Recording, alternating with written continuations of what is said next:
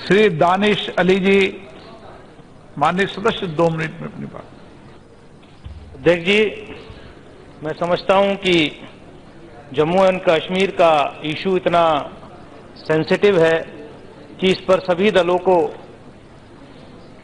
विस्तार से बात रखने का मौका देना चाहिए। पूरा दे रहे हैं विस्तार से। और ये कश्मीर की जो आज स्थिति है जम्मू एंड कश्मीर की, इसमें मैं अपनी पार्टी बहुजन समाज पार्टी की तरफ से अपना स्टैंड, पार्टी का स्टैंड क्लियर करना चाहता हूं। ये स्थिति ऐसे ही नहीं उत्पन्न हुई। आज भले ही इधर बैठे हुए लोग इधर के लोगों को ब्लेम करें या इधर बैठे हुए लोग उधर के लोगों को ब्लेम करें, कहीं ना कहीं हम सब लोग जिम्मेदार हैं। और चाहे शेर कश्मीर शेख अब्दुल्ला साहब को जमीन प्रिवेंशन किया गया हो, या 1986 में जब वहां सरकार बदलने की कोशिश की गई हो, और उसके बाद से आज भी पिछले कुछ वर्षों से बहुत जल्दी में अपना पॉलिटिकल बेस एक्सपेंड करने की कोशिश के चक्कर में हम कहीं ना कहीं जो जम्मू कश्मीर के असली मुद्दे हैं उससे हम भटक रहे हैं।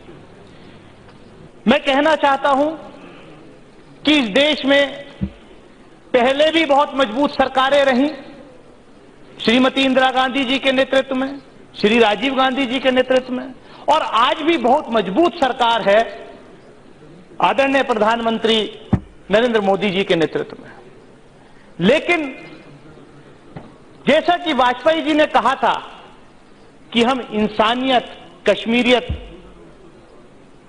जो ह्यूमन टच देने के वहां के लोगों को जरूरत है, उससे हम कहीं ना कहीं भटक गए। मुझे याद है 90 के दशक की बात यहां हुई। 10 वर्ष तक कोई प्रधानमंत्री जम्मू कश्मीर के कश्मीर वैली में भी नहीं गया था।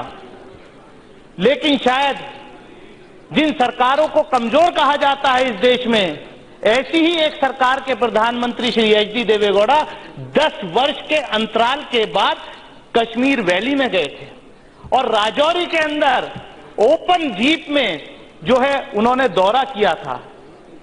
ऐसा नहीं है, जम्मू कश्मीर का एक एक इंच का हिस्सा हमारा है। जम्मू कश्मीर का एक एक बाशिंदा हमारा है। हम केवल जमीन की बात नहीं करते, हम वहां रहने वाले हर एक इंसान की बात करते हैं।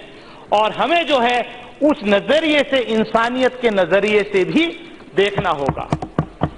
अध्यक्ष महोदय, मैं आपसे इतना ही, आपके माध्यम से इतना ही कहना चाहता हूं कि जब हमारा चुनाव आयोग लोकसभा चुनाव इतना पीसफुल कंडक्ट कराने में सफल हो गया, तो आखिर ऐसी कौन सी वजह थी कि हम जो है वहां पर विधानसभा का चुनाव नहीं करा पाए?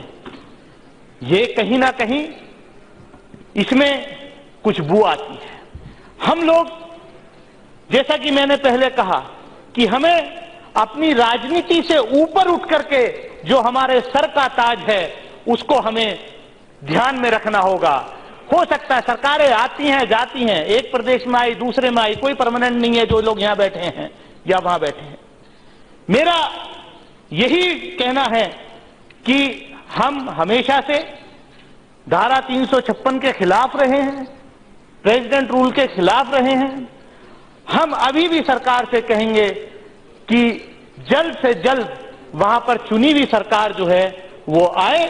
और जहां तक रिजर्वेशन में अमेंडमेंट की बात है, मैं समझता हूं कि कहीं ना कहीं ये जिन लोगों के लिए किया जा रहा है हम उसके समर्थन में है, जो इंटरनेशनल बॉर्डर पे रहते हैं, चाहे जम्मू कश्मीर के इंटरनेशनल बॉर्डर पे हो या और प्रदेशों के इंटरनेशनल बॉर्डर पे हो।